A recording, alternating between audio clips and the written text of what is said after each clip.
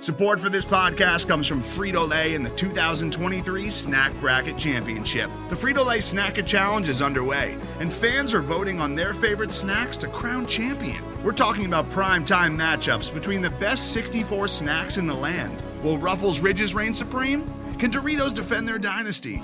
Or will Smart Food use their smarts for a surprise upset? Only you can decide. Get in on all the action for a chance to win up to $1,000 or a year's worth of snacks. Let your snacks be heard. Just go to fritolaysnacket.sbnation.com to vote and enter for a chance to win. No purchase necessary. Sweepstakes ends April 3rd, 2023. Void where prohibited. Year's worth of snacks awarded in the form of 52 coupons, each good for one bag of chips. See official rules at fritolaysnacket.sbnation.com.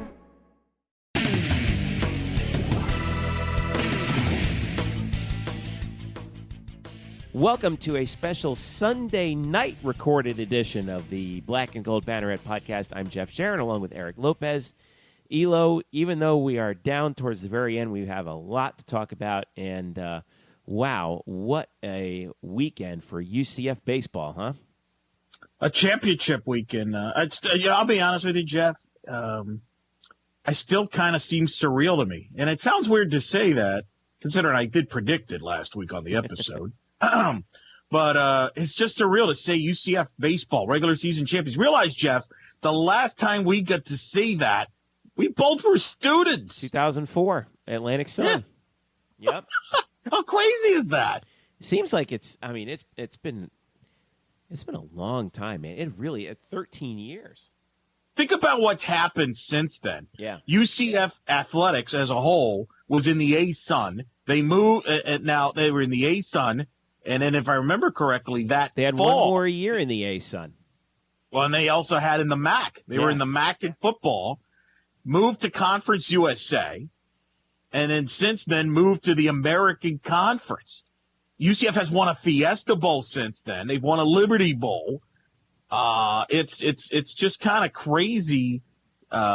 What's transpired since then. Yeah. The UCF basketball made the NCAA tournament. Softball had not been to an NCAA tournament yet at that point. Since then, they've been to like 7 or 8, whatever. I lost track. It's just kind of crazy how long ago that has been, because I remember, Jeff, and I don't know how you felt when I arrived on campus, back then. I thought this was a baseball school. I happened to be around in 2001 when Jay Bergman, his best team he's had at UCF, who should have probably, with the right circumstances, hosted. Instead, they were a number 1 overall seed. They got sent to South Carolina with Justin Pope and Jason Arnold. But I always thought, wow, UCF's going to be a baseball school, kind of like LSU is, where football is popular, but they have success in baseball. And ever since that, 04 being the last, regular season title, I think basketball from a popularity standpoint has exploded and baseball hasn't.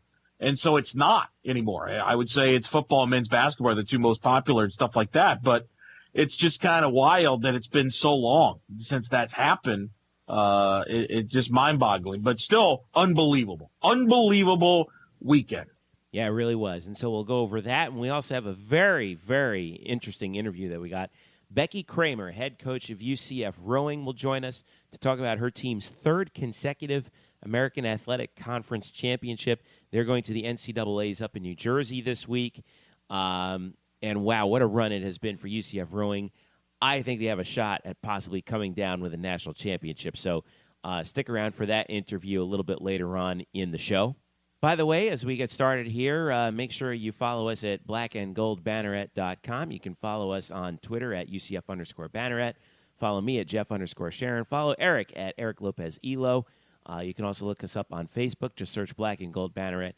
And don't forget to subscribe to this podcast if you haven't already on iTunes, SoundCloud, Google Play, and tune in. And, oh, by the way, a quick little programming note. I was on the Nightline podcast this past week as well, talking about UCF baseball with Andrew and Trace. So make sure you follow and subscribe to Nightline and take a look at what they've got going on as well over there. Great conversation with those guys about UCF's run through the regular season and what lies ahead. Worst to first goes UCF baseball, from dead last in the conference last year and tied for dead last in the preseason to regular season champions. And it didn't look good after the first game on Thursday night. What we thought was like a stomach punch of a loss in extra innings. 4 outs away, they're up 2-0. They tie the game.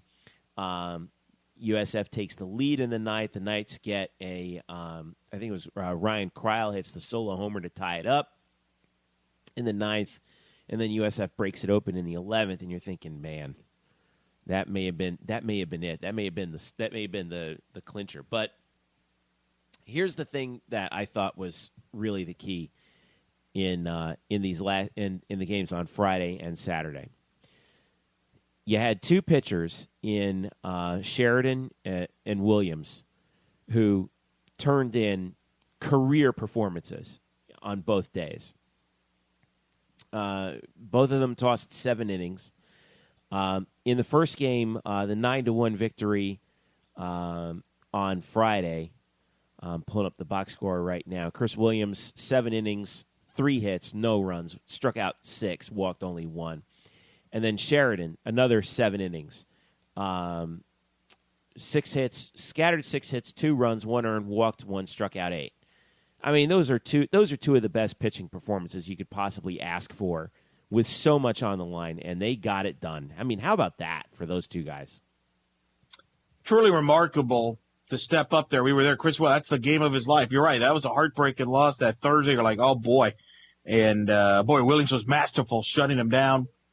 Sheridan, who's been tremendous, remember, gave up 3 singles right off the bat in that first inning, but minimized the damage to 1 run, and then they responded with 2 runs.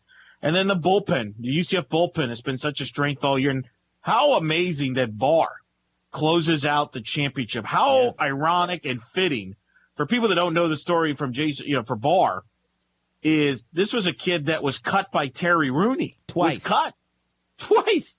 And here he is with the new staff that gives him an opportunity, and he closes it out and wins the championship. I think that says a lot about the program, where it's been and where it's now is, and it just the differences over the last year or two and how they have finished from last to first.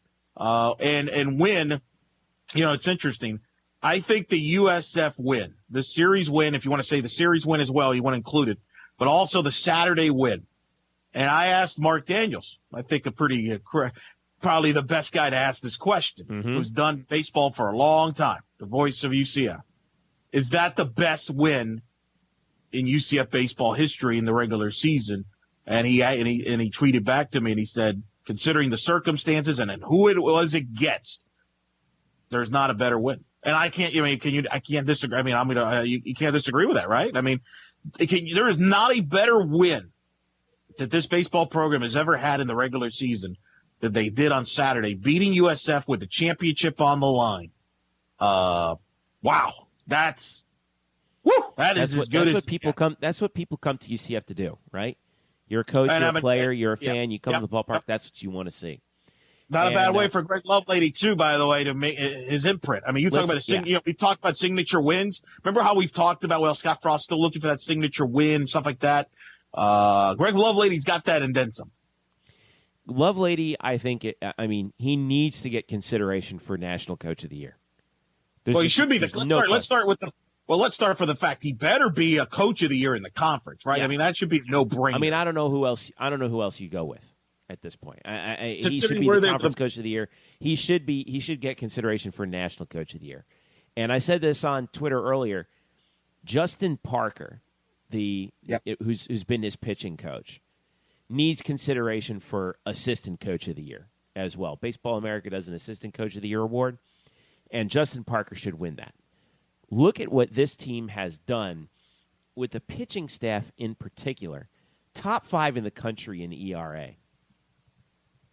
I mean, that's, especially considering, how badly that the pitching staff, just fell apart late in the year last year.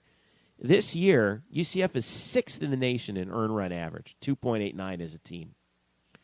It's an unbelievable, remarkable turnaround. And Coach Lovelady and the players and the coaching staff around him just deserve so much credit for what they've been able to do this year. I mean, it really shows you, I think, the quality of the coach. We saw what he did at Wright State, when he came in, he got hired, and now here's where we are. I mean, he is proven his mettle as a top flight coach, and you saw the way that, I mean, to be down 1-0 in the series and basically have your backs against the wall, and to come back and win those 2 games are a phenomenal coaching job. I mean, I'm having difficulty finding the superlatives to mention on this. I mean, really an incredible job. Maybe, and I'm sure we're gonna do a special edition in the off season once all the sports are down about when we'll do like a UCF Coach of the Year, Player of the Year, and stuff like that. But he might have the lead. I mean, it's going to be a heck of a competition. But what he's done has been remarkable, to say the least. And I think, again, I sound like a broken record. But Danny White hit another one, right? Yeah. It's another one. Everything the guy touches turns to gold. It's amazing. And he really does deserve a tremendous amount of credit, Danny White. And now UCF finds themselves the 1 seed. Now, remember, it's a share of the regular season conference title with Houston. People easily forget that. Houston does claim a share of the conference regular season championship by virtue of what they did against Cincinnati this past weekend. And now, here's the situation for UCF. They play on the opening night of the conference tournament in Clearwater on CBS Sports Network, Tuesday night, 7 p.m. 1 seed UCF, 8 seed East Carolina. When the season started, Eric, I think a lot of people thought the 1-8 game would be between East Carolina and UCF, but I don't think they thought UCF would be the 1 seed. No, and it's funny with it's not an easy matchup either. I mean, what's funny is you can make the argument that the turning point of the UCF season was that East Carolina series that they played in Greenville. Jeff, you and I were hanging out. We were coming out of softball. They were playing East Carolina. We were listening to Mark on the radio, and East Carolina had a big lead, and they had just gotten swept by USF, and we're like, oh, well, this ain't going to be pretty. And I remember we did the podcast that night when they came from behind. Yep, that 8-7 game. It was a Thursday night. Yeah, we recorded the podcast during that game, and we talked about. And then after the game had just ended, and we did the podcast, and I'm like, whoa, that could be the difference. They ended up sweeping East Carolina and turned the season around. If they don't come back and win that game, who knows? We're not having this conversation right now. Yep, that was on April the 13th. Yeah, unbelievable. Now, with that being said, tough draw. Cliff Godwin, who's a former UCF assistant, has done a phenomenal job at East Carolina. I have utmost respect for what he brings to the table. East Carolina's had a lot of adversity this year. Jeff Palumbo, the assistant coach, also there. Absolutely. Used to be with UCF. That's a tough matchup, Jeff. Tuesday night. I don't expect Robbie Howe to start that game because it would be on short rest. So, it'll be interesting how they come out and play that Tuesday night. Quick turnaround after winning a championship in an emotional series against the USF. It's a very dangerous 8 seed in a conference tournament that, to me, is just going to be bananas. It's just going to be wild. And so that'll be the next challenge for this ball club. And that you got East Carolina as an 8, and then the 4-5 matchup, in your bracket is USF and Tulane. You might get to see Tulane, USF again. So a very difficult bracket and a wild bracket. I know you're excited to be there. You're going to be in Clearwater all week long covering it for the American Digital Network. We'll do some special podcasts from Clearwater with updates. But man, it's going to. Do you not agree with me? That is not an easy draw at all for this team. And it's going to be interesting how they can put this championship behind them and all of a sudden focus on this tournament, because I do think there's a lot to still play for, Jeff, in this tournament. You're for the obvious reasons of trying to win a tournament championship. But I think if this team were to go deep in the tournament and win the tournament, I don't know if they would host, but maybe they get a pretty good region to play in. I think that could be in play. Well, like you said, I mean, this tournament is going to be. I mean, it's going to be a really tough tournament to get around, and here's the reason why. You look at the final standings from the regular season. USF has the most overall wins with 40. UCF 38, Houston 36, UConn 31. The bottom four teams, there's only one team in the conference that has a sub-500 overall record. That's Tulane. They're 27-29.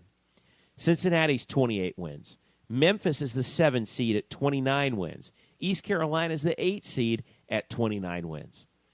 The conference is so much more improved this year to last year. I mean, Memphis made a run. It's the number 5 conference RPI, Yeah. Jeff. It's the number 5 conference RPI. Memphis last year, as the 6th seed, they had to win a couple games to get to 20 wins, and they managed to do so and got within one game of going to the championship. Where they lost to UConn, and then UConn beat Houston on Championship Sunday. This is going to be a wild tournament. And we're going to see. I have a feeling we're going to see some crazy stuff going on between, really all these teams. You cannot sleep on anyone in this bracket at all. UCF is in the 1-4 bracket, so it's UCF, USF, Tulane, and East Carolina. And then on the other side, you have Houston, UConn, Cincinnati, and Memphis. It's 2 basically double elimination 4-team brackets. And then regardless of how many losses they have, the winners of those 2 brackets face each other for a 1-game winner-take-all championship next Sunday, May 28th. So that'll give you an idea of what they're looking at right now. But, man, this is like you said, Eric, this is going to be a tough road ahead for UCF starting on Tuesday night. Oh, it is. And that's why I think this league, and I know you're excited about it, be involved in it. This is an incredible league in baseball. And I don't think it gets, again, let me just say that again one more time. It's the number 5 ranked RPI. It's a league that I think has 3 locks for the NCAA tournament, maybe 4. If Connecticut has a good tournament here, I think they would secure a 4th spot. And we're not even talking about teams that could maybe steal the Tulanes, the East Carolinas, who can get on a run and steal a bid. Right. So, to me, it's an incredible tournament. It's double elimination. Anything can happen. It's wild, and I'm looking forward to it. And I do think there's a lot in stake here, again, for UCF. Let me, for example, I will read you what Kendall Rogers of D1 Baseball has written this weekend when it comes to hosting situations. He believes that if UCF, USF, or Houston were to win the tournament, they could be in play for a host spot. Yeah. Now, and it's kind of interesting because obviously UCF is supposed to be starting to build their facilities and stuff. And you're thinking, well, I mean, is that really going to be realistic to happen? Well, think about it. If UCF were to win the tournament, win the regular season and tournament championship out of the number 5 conference RPI, in a year where Florida State's not going to host, in a year where maybe Miami misses the tournament, if they're on the bubble, could UCF slip in as a host with a Florida State or somebody coming in? Who knows? Crazier things have happened. I'm not saying it's going to happen. I'm not saying I would bet on it, but you just don't know. So my whole point is, I still think there's a lot to play for in this tournament championship. Now, look, I think UCF's in the tournament no matter what happens. They could go 0-2 and they're in. But, if you win this tournament, maybe you get yourself into a conversation to host, or at least give yourself a pretty good regional to win. Well, the RPI right now, the way it stands, USF is actually there are 3 American teams in the RPI top 25. USF is actually at the top at 18th overall. UCF moved from 27th to 21st this week, and Houston moved up from 25 to 24. And you're still going to get quality. USF moved up a spot too, by the way. It should be noted. Yep. So no, you're absolutely correct. Now, I have I have found the Kendall Rogers quote. I'm going to quote Kendall Rogers from his story here. Though you never know what a committee will do when it convenes in Indianapolis, 15 of the 16 host sites seems very obvious right now. Outside of the teams, the top teams in the sport, Arkansas has solidified its host site with a series win at Texas A&M this past weekend, while other hosts include Long Beach State and Clemson. That leaves us with one spot available for a host spot. We had Oklahoma projected in this past week, but they're coming off an 0-2 mark against Oklahoma State. As a result, Oklahoma has dropped, and other hosting options are in the table right now include UCF, Houston, Missouri State, South Florida, and Arizona. Clearly what happens in next week's conference tournament action will dictate which direction the committee goes for the final host. It must be noted that UCF and Houston tied for the American Conference title, while Arizona is sizzling hot with a home series against California up next weekend. So there you go. That's Kendall Rogers. That's the guru of college baseball. He knows it all. That's the Joe Lunardi of college baseball. Absolutely. So if he says UCF has a shot, then you got to take his word for it. Yeah. Well, this is going to be a critical now I said something that I think a few people for some reason took as controversial on Twitter this week that I think bears a little some questions about what you want to think. I said, hey, look, I get that, this is tremendous for UCF to win the conference tournament or to win the conference regular season. And a huge step forward. That should never be taken away. Never be taken away. But, my quote was the real win, the real championship is next week in Clearwater, because let's face it, they don't give a at-large NCAA bid based on regular season, right? And and you could debate whether or not they do, but the fact remains that you get the auto bid by winning the tournament. And given how tough the field is, you never want to leave it in the hands of the committee, right? God forbid UCF goes 0-2, then all of a sudden you could end up as a bubble team. Yeah, I don't agree with that. I think they're fine. I mean, they're fine. But my point was if you put all your faith in the committee and you think, don't worry, we'll be fine, well, tell that to University of Minnesota softball team. Well, all right, you had to hit a sour spot there. There you go. There's a difference. Softball has a bunch of incompetent people in the committee. I actually I respect the baseball committee at the job they've done and over the years. So, no, look, I understand what you're saying. What you're saying is, look, it's the automatic bid. That's the easy, secure spot. Now, we could have a debate whether, conference tournaments should have the automatic bid and how much of really the conference tournaments are made for television and stuff like that. I'm not, the regular season title means a lot, and I don't think we should take away from that.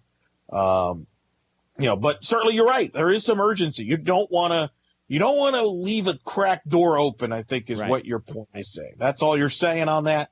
I like to think that they will be fine, especially in the league where it's the number 5 league in the sport from a standpoint. So I think they'll be fine. But, you're right. Let's just go out and play and win some games. Hey, there's nothing wrong with adding to the trophy case. I can tell you that. Nobody will ever turn that down. So UCF's first game of the tournament will be Tuesday night against East Carolina. It's in Clearwater. They play right after USF at 3. If UCF wins, they get a day off, and they play on Thursday in the against the winner of that USF Tulane game. If they lose, they have to come back and play the following evening at 7 p.m. on Wednesday. That's if they lose. If they win, they get the day off. So that's kind of a nice incentive to get the victory. And, of course, you can follow everything having to do with the American Athletic Conference Baseball Championship at American_BSB on Twitter. And also at theamerican.org. They have their links all up and set to go for the Baseball Championship Central, which you'll be a part of. In Clearwater at Spectrum Field. Yes, I will be a part of that. I will be calling the Memphis games because our friend Jeff Brightwell, who is Memphis's baseball radio voice. He has to do those games for Memphis, and so I will be doing. I will be basically taking his place alongside Garrett Woolvard, doing the Memphis games on the American Digital Network, which means Memphis is on the other bracket from UCF. So it's a bummer I won't be able to see UCF on that side of the bracket. But nonetheless, like I said, I'm so thrilled that they asked me back to do this. I'm really looking forward to working. Second with year Garrett doing that. Jeff, yes, my second year doing it, and all the guys at L2 Productions, and working with the folks at the American who run the baseball tournament. They do a great job, and it's going to be in Clearwater until, 2021, I think? 2021, which Mike Oresco told me that. I just interviewed him for the radio show on Saturday, which we might touch on before we sign off here. But, look, it's a great tournament. And, let's quickly kind of show – we've talked a lot about UCF in the matchup against East Carolina. I think if you look at this bracket, what kind of jumps out at you? Because you've seen pretty much every team. You've been in that environment. You've got a situation where Houston's the 2 seed. You're gonna do that game. They're gonna play Memphis. That'll be very interesting. And then you've got UConn, the 3 seed, against Cincinnati, the 6 seed. On paper, Houston and UConn will be the heavy favorites, but as you know from experience, Memphis was a team that came out of nowhere and was within 1 game of playing for the championship last year, right? So that's the thing that's so unpredictable about this, is you just don't know, and you never know on that. And then same thing with USF and Tulane, and it's really fascinating. And it's a new season, and it's really, and you can relate, you can tell better than I can. You've been there. It's truly a neutral site from the standpoint of the fan bases. You have your diehards that come out, but there's not going to be a big impact as far as, hey, somebody has a home field advantage per se. Cause you could say USF buses there and UCF buses there, but as we saw last year, that didn't really matter. Yeah. And I love the venue in Clearwater because it's a fun place to get to. It's relatively easy to get to. I talked to Trace Trilko. I think he said that he was going to be down later on in the week, assuming UCF obviously continues to move through the tournament. I love the entire setup. It's the perfect place to have this postseason baseball tournament. Beautiful stadium. We always get a nice breeze coming off the water. Because we're not that far from the beach, right down 60 from Clearwater Beach. So this should be a fun week. And as far as this bracket's concerned, I have a really hard time determining which side is the easier side. To be honest with you, because like I said, anything can happen. When ECU, who got so close to the College World Series, is the 8th seed, that's like we said, we know that they've had a tough year and they're not as good as they were last year. But you really want to take your chances with that team in a 1-game situation? I know I wouldn't. So I know that they could be, if the bracket is that good at the bottom, this is going to be a brutal tournament to get through, and it all comes down to how you set up your pitching. It's like we saw last year with UConn.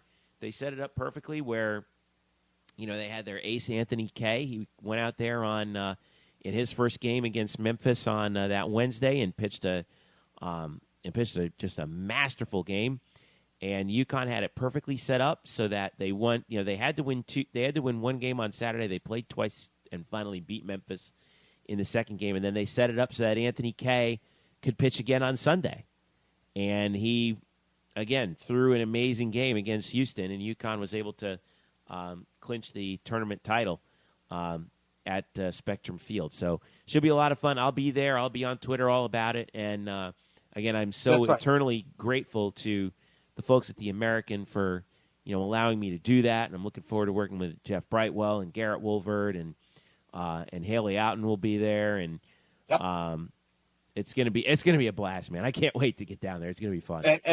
And for the audience, we will try during the week. Just keep it on social media. We will try. We'll do some special, podcasts from Jeff checking in from Clearwater.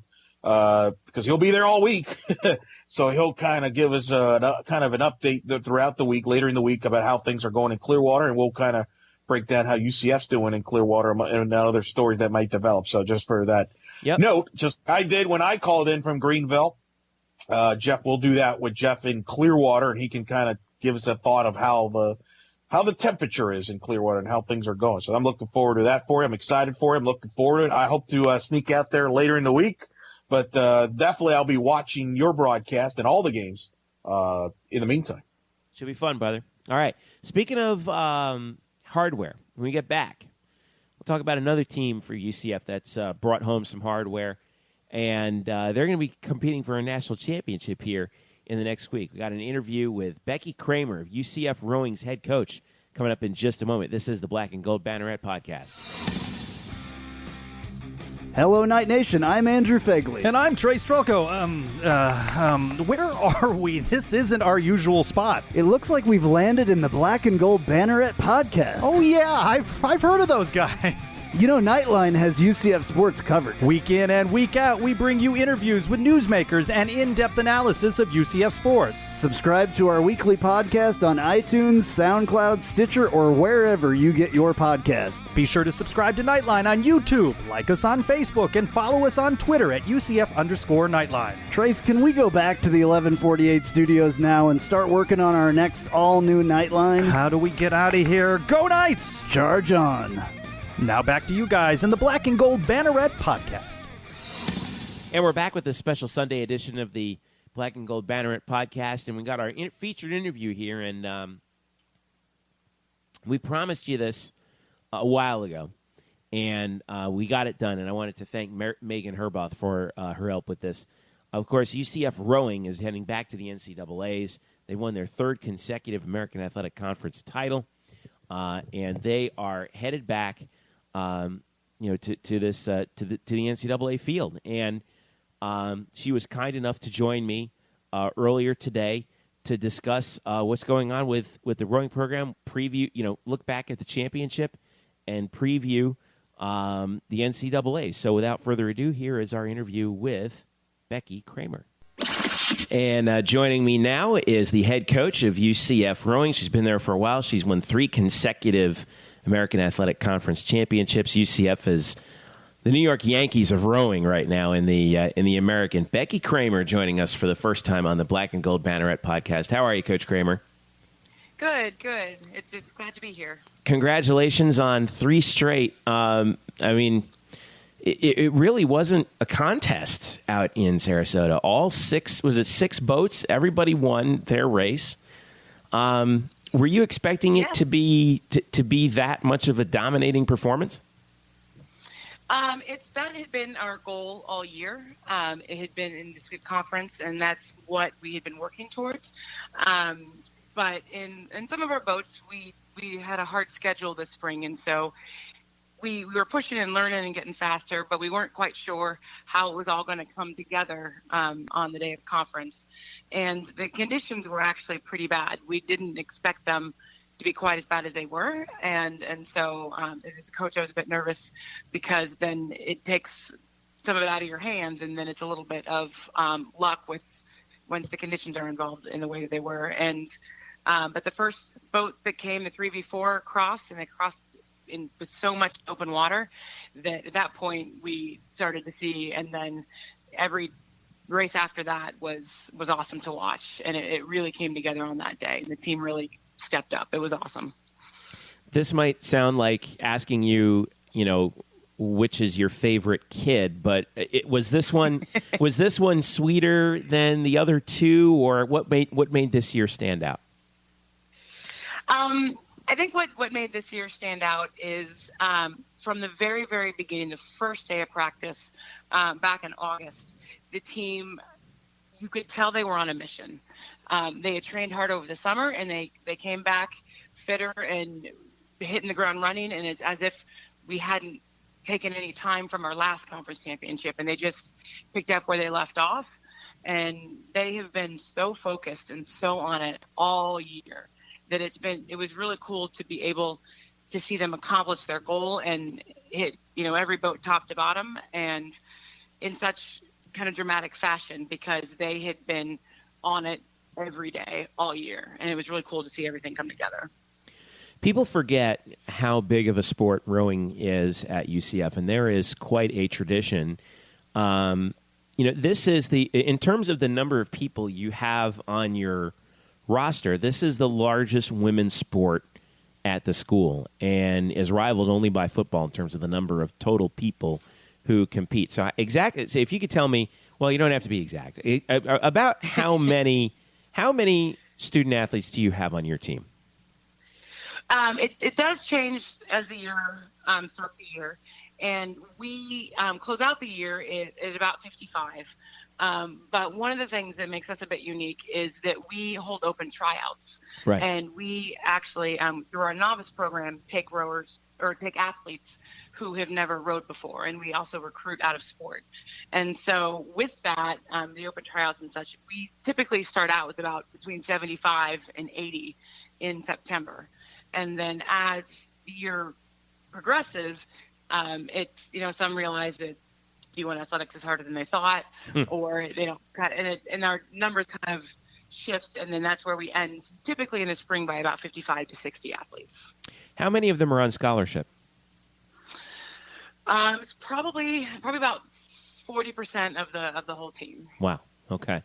Because I've been down to your complex down at Lake Pickett before. I think I was down there when you guys first opened it, and it is beautiful down there. First of all, if you're a UCF fan and you haven't seen this place, you owe it to yourself at some point to come down and check it out.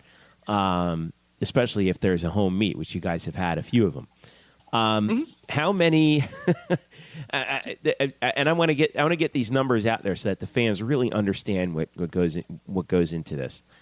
How many teams, boats, do you have out there competing and practicing at any particular time? Not just the 6 that you had out there that won the title, but how many basically teams do you have out there? Well, it's we had probably about seven or 8 athletes that didn't travel with us, and our travel squad was 44, and so we raced 42 at conference, 2 spares, and then a number that were home after that. And it's on any given day we're training the 6 conference boats, but also 7, 8, 9 boats on top of that. In terms of some of them are the 8-person boats, some are the 4, and occasionally for training purposes we'll go out in 2-person boats or singles and such. Give us an idea of the type of physical and mental commitment that it takes to be a UCF rower, because I still don't think that enough people appreciate how grueling the sport really is. It's I think the biggest thing that makes it tough is the ratio of training time to competition time, and that at conference, it all came down to that day. And for each boat, their races were 6 minutes to 7 minutes, about in that time frame. And the thousands and thousands, hundreds of thousands of kilometers and meters they do throughout the year. It's our varsity squad, which is those that either have rowed before or were recruited. Throughout the year, they had done over 2 million meters through the year. And then to have that come down to on conference, that one race. And obviously we do have more races throughout the season, but it's such a short period of time for the amount of training that goes into it. And physiologically, within that period of time is very, very demanding on the body. But it's, yeah. If you're a rower out there, how do you mold this team into peaking at the right time? Because I think that people who don't know enough about rowing will probably look at that and say, well, just sit there on the ergometer and row as much as you possibly can in order to get better. But there's a lot more involved to it, isn't there? There is. It's the both training, like all the different systems in the body, getting to a point where you can go max speed when you need to, both at conference and at the NCAA championships. But it's getting the aerobic base and then getting the strength and the speed, because it's a balance of both. And that the boats weigh 200 pounds, and then you've got the oars and the rowers and the coxswain. You have to have the strength and power to get that whole unit in the boat up to speed from the starting line, and then the aerobic capacity to race basically a 6-minute sprint. But it also the timing and the technical aspects to row together and have 8 athletes in one boat moving together in unison, and that takes a lot of practice and a lot of training and a lot of discipline and patience. I've always been an admirer of the dedication of your student athletes throughout the years that you've been at UCF, and your coaching staff's dedication as well. You're in the NCAAs once again as an automatic qualifier. I think it was 19th in 15 and then 20th last year. Another strong field in the NCAAs yet again. Tell us a little bit about the field and what you have and what's going to be in front of your team here with come May 26th through 28th. Mm-hmm. We're really looking forward to this. In part, whereas as you had said, in 2015 we finished 19th, and last year we finished 20th. Last year, between conference and NCAAs, we kind of ran into some, I guess, unfortunate luck, and that between family emergencies and a car accident, in which she was okay but unable to race, and so we had to change up a lot of our boats, and we had to basically count on about 5 spares last year. And this year, everybody's healthy going in, and everybody is peaked in training, and they were excited to come through conference, but know that wasn't their maximum speed. They've got another gear. And the opportunity to look at in that our first 8, our varsity 8, is seated 17th, and our 4 is, I believe, 18th right now. And we, in the last couple of weeks, have found more speed in our second boat, and so they're seated 21st, but they have really figured some things out. And so they're very excited to improve upon the 19th and 20th finishes we've had, and would like to, at least as a team, looking for 16 or even top 15 to show that, yes, we're an automatic qualifier, but we also want to finish high enough in the field that it doesn't matter that we're automatic qualifier or not, that we would have been picked regardless of, based on our merits. And so we're excited about that opportunity. And it's a strong field. There were definitely some upsets in terms of who got bids and not. And so it'll be exciting. I think that we've raced quite a few, at least 10 or 12 of the teams there. So it's the opportunity to rematch and see how much more speed we've gained since we've seen some of these teams earlier in the season. The NCAAs are being held at Mercer Lake in West Windsor, New Jersey, which is outside of Trenton. And I've actually got some family in that area, not far away. But last year they were out in California. How does the difference in location factor in to your preparation for when you head up there? Well, one of the nice things about it being up in West Windsor, as you said, outside of Princeton, outside of Trenton, is that we have to drive our boat there. And whereas last year we had both conference and NCAAs were in California 2 weeks apart, so we couldn't bring our equipment all the way back to Florida and then back out to California. And so in the period in between, we're using different equipment and kind of like our lower or our backup boats. And this year, because of, it takes less time to drive the boats up to New Jersey, we are actually in our equipment and really able to get comfortable with that and putting down good times in that. And so we're excited about that and not quite worrying as much about the jet lag or the long flight. It's a quick 2-hour flight. We're up. Yeah. We'll be able to settle into our team pretty quickly. So we're definitely looking forward to having it on the East Coast this year. Last question for you. So let's say we're following the championships up in New Jersey on NCAA.com or wherever, and we're trying to see where UCF is. All right, so give us a little bit of insight. we're going to have a really good week at the NCAAs if what happens? What we're looking for and what our goal and what we're aiming to accomplish is Friday morning we'll be at the heats. And typically the way it works, the top 2 teams out of those heats in each of the 3 events will move on directly to the AB semifinals. And, out of the field of 22, that's the top 8 go directly on. And so we're sort of, even having a good race, we're expecting to have to go back Friday afternoon, which is, it's called the repechage, but it's sort of like a second chance. And they mix the teams up again, and everybody races again. And in each rep, there'll be the top 2 from there will go on to the AB semi. And it's, if everything comes together and we have the race of our lives, we are really hoping that we can have the opportunity to surprise some people and finish in the top 2 of either the reps or again, possibly in the heats and get into that AB semi, which would be ultimately put us in the top 12, which would be phenomenal.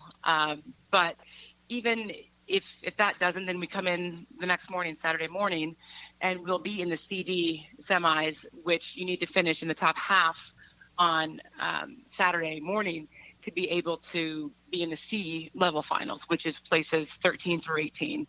And so either way, if we're in the AB, we're in a phenomenal position and looking just to continue to surprise people and outrace their seeds.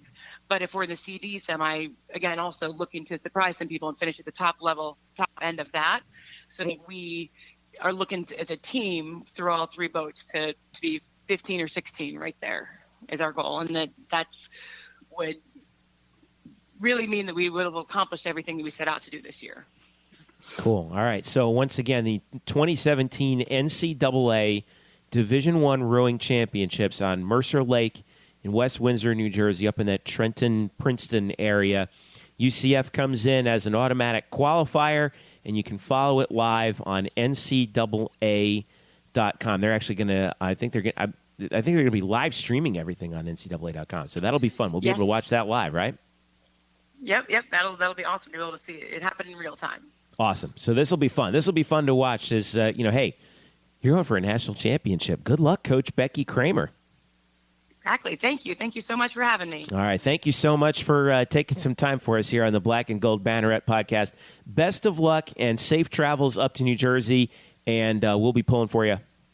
All right. Thank you. All right. And thanks to Becky Cramer and thanks to Megan Herboth for actually setting this up and getting this done for us. And it was really insightful interview, Eric. One little note that Megan wanted me to pass along. The NCAAs are being held, like we said, at up in New Jersey, just outside of on Mercer Lake, which is over by like Trenton and Princeton, and that is where the American Athletic Conference Rowing Championships were held in 2015, which was the first of the 3-year run that UCF was on. Right, so a little bit of familiar territory for UCF, competing against the nation's best. And, wow, man, I mean, this is starting to shape up really interestingly for UCF, considering that, and Becky told us in the interview, kind of the bad luck that they had leading up into last year's tournament. Everybody's healthy this time around, and they're hungry. And this should be fun. I'm excited to see what UCF Rowing is going to do up in Princeton. No question about it. Always good to know the course, right? I mean, that's always a key. And boy, what a job though, to win it again, put themselves in this position, give themselves this opportunity. I mean, she's done a heck of a job. Again, it's really 3 straight, probably. It ain't easy, and did so in dominant fashion. Man, they won all of every event in Sarasota. Probably the most dominant coach in the American Athletic Conference, right? Of all the UCF coaches, he's probably dominated the American Athletic Conference the most to this point. I mean, I'm trying to think. I don't think anybody. What other sport? Yeah. So I mean, just does a great job there, and we'll see what happens. We'll see what happens with that situation. Hope they're the best for them, and but yeah, another ring for them. Pretty remarkable. Really, I mean, is it safe to say we're Are we a rowing power, Jeff? Is that a fair comment certainly right now? In the American. Yeah, certainly Yeah. in the American. And I'd love to see, I got a good feeling about what's coming up when they actually get going on May 26th through 28th. And by the way, they'll be live streaming all of that on NCAA.com. So, it's Friday, Saturday, Sunday up in Mercer Lake in New Jersey. Make sure you head up to NCAA.com and keep an eye on that and watch the Knights as they roll through in the NCAAs. So, congrats once again, and special thanks to Coach Cramer, and best of luck as they head up to New Jersey. All right, Elo. I know this is our special edition. We're going to wrap it up here. By the way, folks, don't forget to follow us on Twitter at UCF_Banneret. Follow me at Jeff_Sharon. Follow Eric at Eric Lopez Elo. Follow the Banneret on Facebook. Spokes_Murphy. Brian Murphy, our baseball writer, all the stuff that he's got up there. He's got a great recap of the Knights championship clinching series against USF from earlier this week. And subscribe to this podcast on iTunes, Google Play, SoundCloud, and TuneIn. Elo, what do you got coming up this week? Well, I'll be doing my regular job radio, producing at the station, and we'll be watching your baseball coverage. Now, I do want to make a note. If you go to Eric Lopez Elo on Twitter, I have put up the interview that I was a part of this past weekend on the Sports Talk Florida Insider Show that airs Saturdays on 1080 The Team with Mike Oresco, the commissioner of the American Athletic Conference. We had a 24-minute interview with him. Very open guy, Jeff. In fact, you might see him in Clearwater, actually. I think he's headed out there. Fantastic. Very open, very honest. I recommend people tune into the interview. Jeff, I know you have been busy, but you've had a chance to check it out, but fascinating. We talked about the initiative of being a Power 6 conference, talked about the future of television with the TV deal, with the situation going on at ESPN with the layoffs. Could you see more online streaming in the future being a bigger part of the package? Talking about the football program. I asked him about what his thoughts are about the UCF-USF game on Thanksgiving weekend, if that's a permanent thing or not. He shared his thoughts on that. And we also talked about the bowl alignment, and he was very honest, Jeff. That was my takeaway. He was admitted that, you know what, we do need to get into better bowl games. We got to work on that, and that's what I appreciate about Mike Oresco. He's very honest. He does not hold back. And I thought that was a very fantastic interview.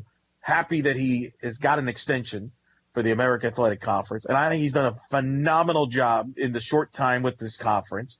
And as I said on the radio show, to me, the American Athletic Conference has proven, Jeff, to be among the best conferences in the league. Forget this Power 5 initiative stuff.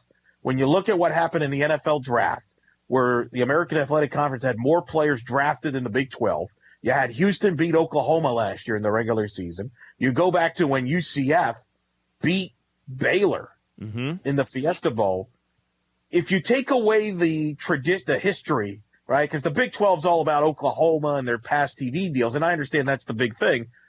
I can make the argument right now that the American Athletic Conference, top to bottom, if you take away the revenue, TV has nothing to do with that.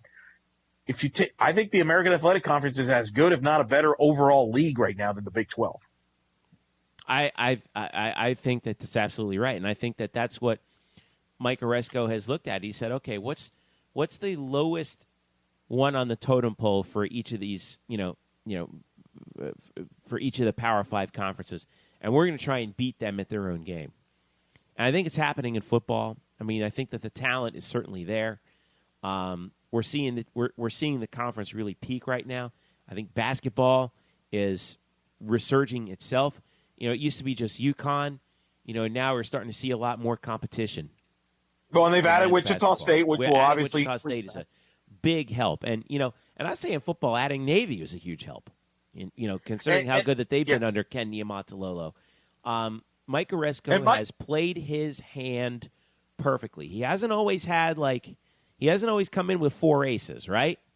He isn't always playing a full house. But, man, the hands he's been playing have been perfectly handled. Yeah, I agree. And he even acknowledged the fact that when he first took over the American Athletic Conference, I asked him what was his biggest surprise so far of being in charge. And he was surprised at how good the football would be this quickly. I think he said, I think that they're actually ahead of schedule where they thought he would be right now as a league. So, and he made some interesting comments about that. And he likes the markets that they're in and so forth. So, I'm excited. And I made this comment on the air, and I know it sounds like I'm a homer, but I think, Jeff, in 5 to 10 years, I think the American Athletic Conference will still be around. The Big 12, I don't think will be. Interesting. Yeah, we've seen how these sorts of things can happen, and I would not be surprised if you're right about that. And it really is a great interview that you did with Commissioner Oresco. And yeah, we're going to link to it in the show notes. Yep. And it really is good to sort of, when you really sink your teeth into a good interview, I think it's great. We're going to put a link to it in the show notes. It's going to be really worth listening to. So definitely. Cool stuff, man. All right, Elo. So I'm going to be heading out to Clearwater. You're going to be hanging out here. We're going to arrange. We got another interview coming tomorrow. We got a special little bonus interview.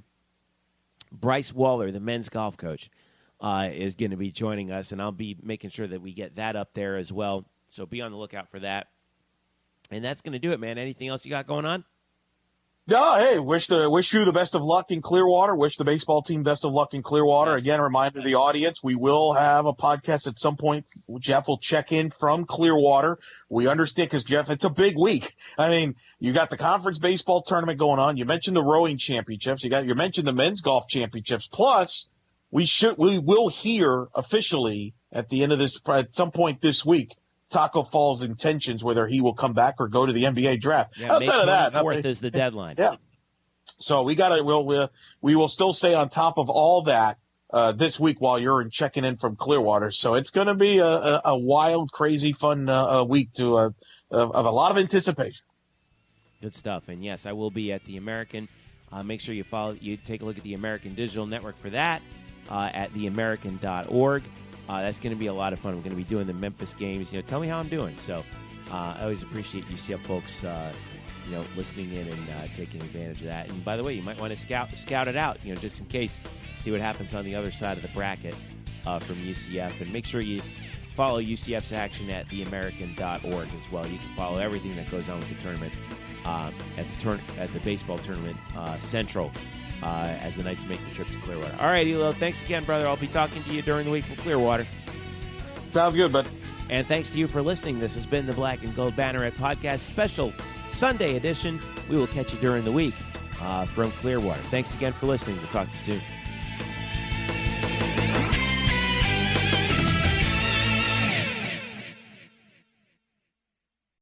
Today's episode is brought to you by Cars.com. With over 2 million vehicles and 50,000 more added every day, Cars.com will match you with the perfect car for you, your budget, your life, your style. And if you're ready to say goodbye to your current car, Cars.com will get you an instant offer to cash it in. Just start by entering your license plate and get matched with a local dealer who will write you the check. So whether you're looking to buy or sell, just go to Cars.com. It's magical.